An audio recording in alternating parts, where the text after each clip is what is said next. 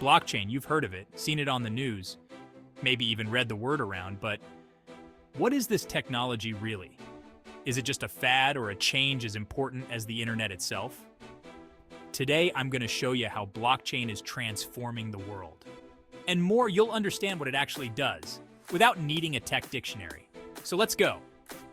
In this video, you'll discover how blockchain came about, how it works, and most importantly, why it's changing how we deal with money, contracts, data, and even identities.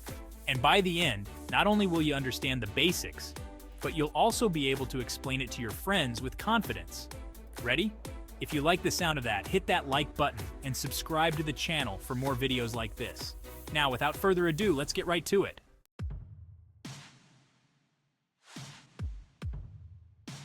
To start, we got to go back a few decades. It's the 1970s, and the idea of protecting digital data is just starting to emerge. This is where the concept of hashing comes in. Imagine that every piece of digital data has a unique fingerprint, a signature that's like a snapshot of that data. If you change anything, a period, a comma, the signature changes completely. This concept of hashing would be the foundation of what we now call blockchain. Now, let's fast forward to the 1990s, where the idea of protecting digital data was stronger than ever. That's when two American scientists, Stuart Haber and W. Scott Stornetta, realized that in the digital world, it would be way too easy to tamper with a document, like a contract or certificate, without leaving a trace.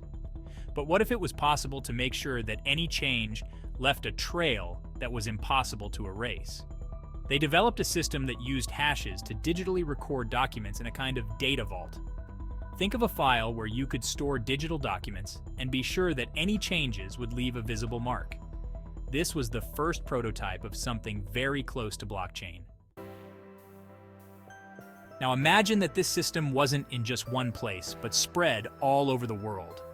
In 1998, Chinese programmer Wei Dai came up with the idea for a digital currency called B-money, where records would be distributed across the entire network. He wanted to create a digital currency without relying on banks or governments. Everything would be controlled by the network itself. You can tell this idea of decentralization was way ahead of its time. Although B-money never got off the ground, it was a direct inspiration for the creation of Bitcoin and blockchain as we know it today. And here we are at a very important milestone, the release of the Bitcoin white paper. But what is a white paper? Let's see. A white paper is a document that explains a new idea or technology in a technical and detailed way, like a guide or manual for anyone who wants to understand or invest in the project. It's a document that answers questions like, what problem does this technology solve? How does it work? What are the benefits? And in some cases, even how it might grow in the future. In October 2008, Satoshi Nakamoto, who to this day nobody knows for sure if it's one person or a group of people, published the white paper titled Bitcoin, a peer-to-peer electronic cash system. This document is the foundation of Bitcoin, and it was where the concept of blockchain was first explained to the world. The white paper detailed a system where anyone could transact directly with another person, without needing a bank or intermediary institution. In other words, a decentralized and secure system that used a public network of records, the blockchain, to maintain a history of transactions in a secure and immutable way. Shortly after, in 2009, the first Bitcoin transaction took place between Satoshi and a programmer named Hal Finney, who was one of the first to validate the technology. But it was in October 2009 that Bitcoin gained its first monetary value. Finnish computer science student Martti Malmi, known online as Sirius, sold 5,050 bitcoins for just $5.02, which gave each bitcoin a value of approximately $0.0009. And get this sale happened on PayPal. Unbelievable, considering that today we have several exchanges dedicated to the Bitcoin market and other cryptocurrencies. And here comes the impressive part.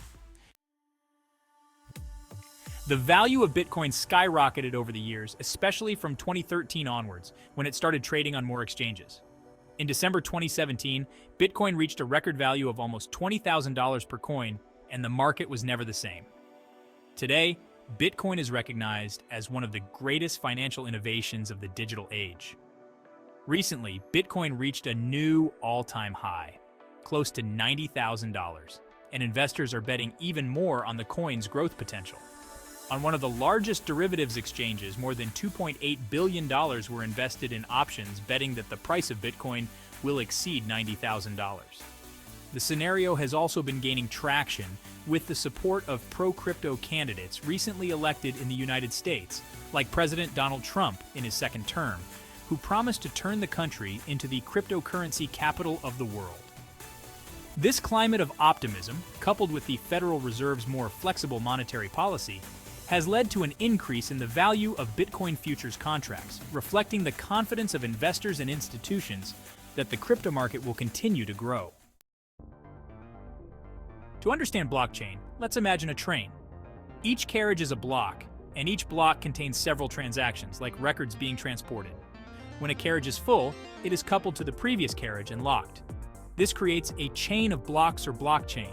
And the most interesting thing? Once a block is added, it cannot be changed or removed.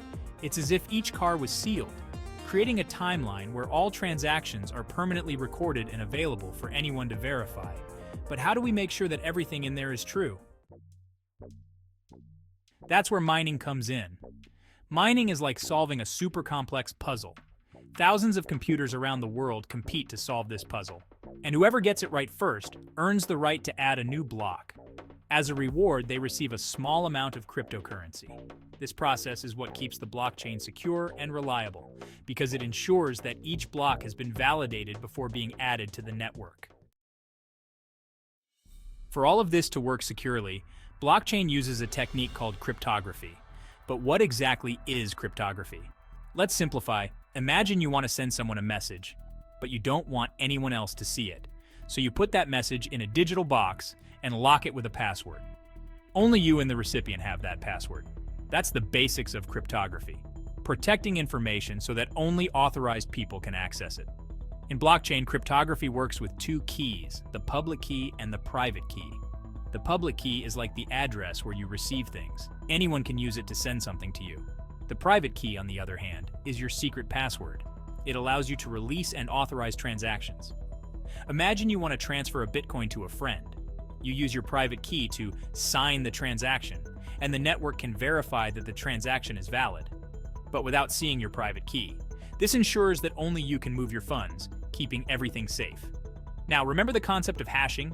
It gives each block a unique fingerprint. This hash is generated based on all the information inside the block. Any attempt to change the block generates a new hash, revealing that something has been modified. This makes the blockchain incredibly secure, because it would be impossible to change a block without the entire network immediately noticing. Blockchain is like a digital and transparent accounting ledger that anyone can access. Imagine a glass safe. Everyone can see what's inside, but no one can touch the contents.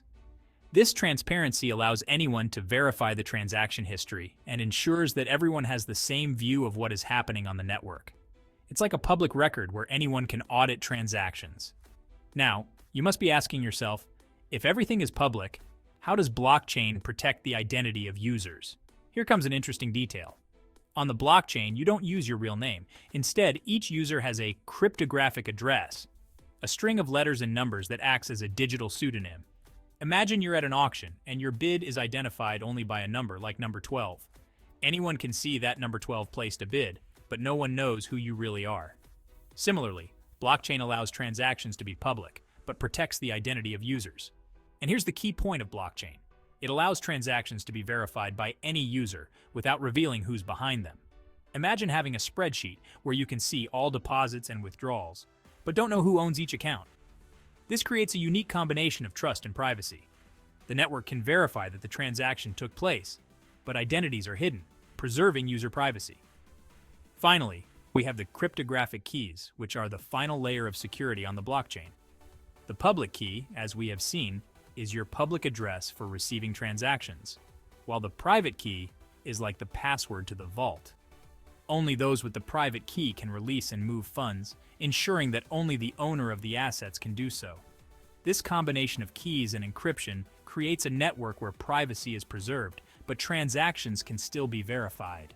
Everything happens in a safe and secure way.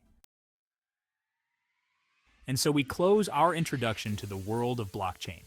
Today, we talked about how it came about, from the concepts of hashing and cryptography to the famous Bitcoin white paper and its implementation. This is just the beginning, and there's still a lot to explore.